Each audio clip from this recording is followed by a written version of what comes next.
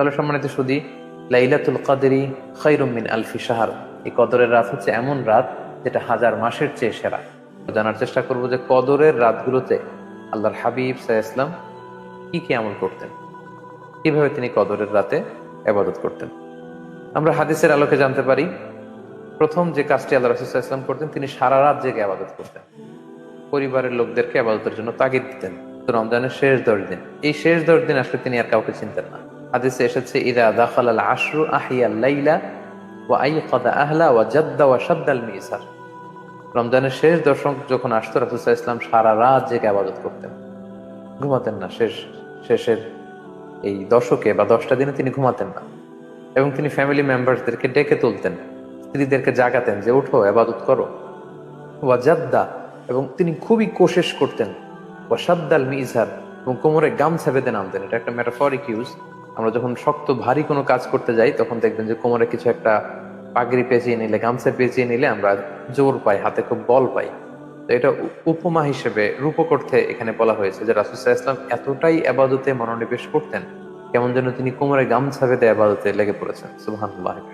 প্রথম আমরা জানতে পারলাম তিনি সারা রাত জেগে ইবাদত করতেন। 2 নম্বর হচ্ছে, আল্লাহ রাসূল সাল্লাল্লাহু আলাইহি ওয়াসাল্লাম রমজানের শেষ দশকে ইতিকাফ করতেন।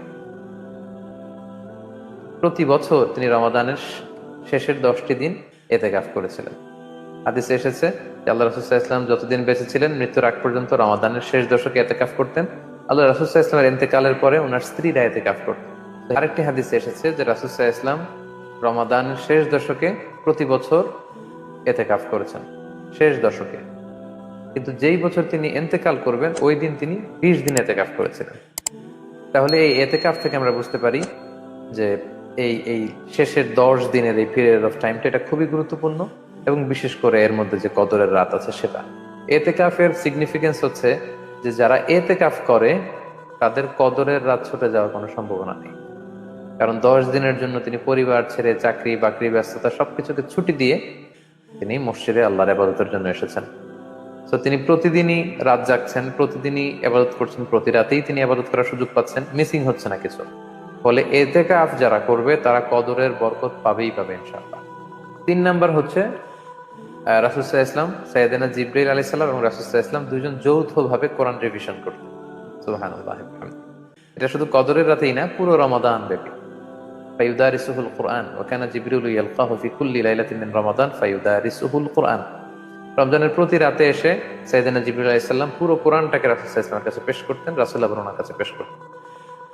কানা ইউআরিদুহুল কুরআন, সাইয়েদনা জিবরিল মুআরাদা করতেন, মানে পুরো কোরআনটা রাসূলকে শোনাতেন, রাসূল সাল্লাল্লাহু আলাইহি ওয়াসাল্লাম আবার সাইয়েদনা জিবরিলকে শোনাতেন, মানে যৌথ রিভিশন চলতো। সহিহ মুসলিমের আরেকটা বর্ণনায় এসেছে যে রাসূল সাল্লাল্লাহু আলাইহি ওয়াসাল্লাম প্রতি রমাদানে জিবরিল এসে তাকে পুরো কোরআন একবার শোনাতো, আল্লাহ রাসূল একবার শোনাতেন। কিন্তু যে বছর আল্লাহ রাসূল সাল্লাল্লাহু আলাইহি ওয়াসাল্লাম ইন্তেকাল করবেন, সে বছর সাইয়েদনা জিবরিল পুরো কোরআনটা 2 বার রাসূল সাল্লাল্লাহু আলাইহি ওয়াসাল্লামের কাছে পেশ করেছেন, মানে রিভিশন, ক্রস চেক। রাসূল সাল্লাল্লাহু আলাইহি ওয়াসাল্লামের কোনো জায়গায় যেন ভুলে না যান, কোনো জায়গায় যেন কোনো ধরনের ঘাটতি না থাকে, একেবারে ক্রস চেক করে পুরো কোরআনটা 2 বার তিনি শুনিয়েছেন। রাসূল সাল্লাল্লাহু আলাইহি ওয়াসাল্লাম আবার জিবরাইল আলাইহিস সালামকে 2 বার শুনিয়েছেন। এইভাবে কোরআনের রিভিশন চলতো। তাই আমরা বুঝতে পারি যে আমরা এই কদরের রাতগুলোকে কোরআন রিভাইজের রাত বানাতে পারি। আমাদের যে সূরাগুলো মুখস্থ আছে, আমরা যেন রিভাইজ দিয়ে এগুলোকে ঝালাই করে নেই। যেগুলো মুখস্থ নাই এগুলো যেন বেশি বেশি করে রিভাইজ দেই। যেহেতু শাহরু রমাদান আল্লাযী উনজিলা ফীহিল কুরআন, রমাদান হচ্ছে এমন মাস যে মাসে কোরআন নাজিল হয়েছে। সো আমরা কোরআনকে যেন বেশি বেশি তেলাওয়াত করি, বেশি বেশি রিভিশন করি।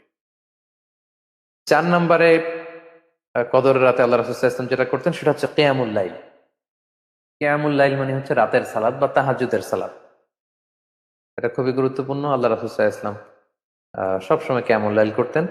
আর এই কদরের রাত্রিতে তো কোনো কথাই নেই, এবং তিনি ইরশাদ করেছেন, মান কামা লাইলাতাল কদরি ঈমানাও ওয়া ইহতিসাবা গুফিরা লাহু মা তাকাদ্দামা মিন যামবি।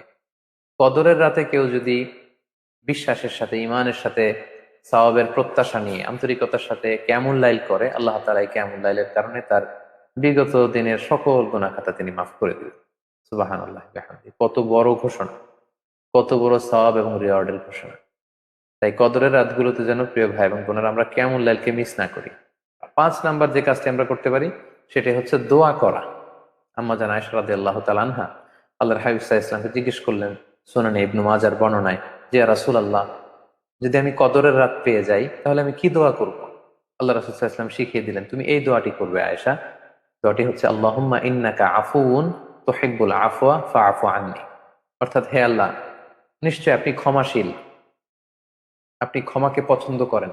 ফাআফু আন্নি, আপনি আমাকে ক্ষমা করেন। আল্লাহ আপনি তো ক্ষমাশীল, ইন্নাকা আফুউন, মানে দোয়ার ভাষাটা এত প্রেসাইজ, এত সুন্দর, এত চমৎকার। ইন্নাকা আফুউন, হে আল্লাহ আপনি তো ক্ষমাশীল, তুহিব্বুল আফওয়া, আপনি নিশ্চয়ই ক্ষমাশীল, আর ক্ষমা করাকে, ক্ষমা করে দেয়াকে আপনি পছন্দ করেন। ফাআফু আন্নি, তাই আপনি আমাকে ক্ষমা করে দেন।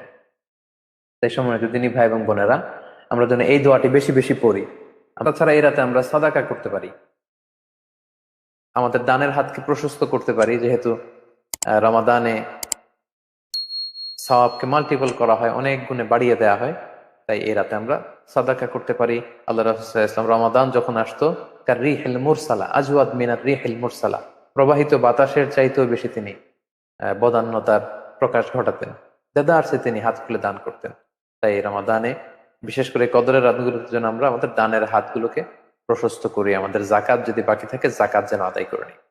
এবং এই রাতটি কোন রাত এবং এই রাতে আল্লাহর হাবিব সাল্লাল্লাহু আলাইহি ওয়াসাল্লাম কিভাবে ইবাদত করতেন, এ ব্যাপারে আমরা সংক্ষিপ্ত পরিসরে জেনে নিই।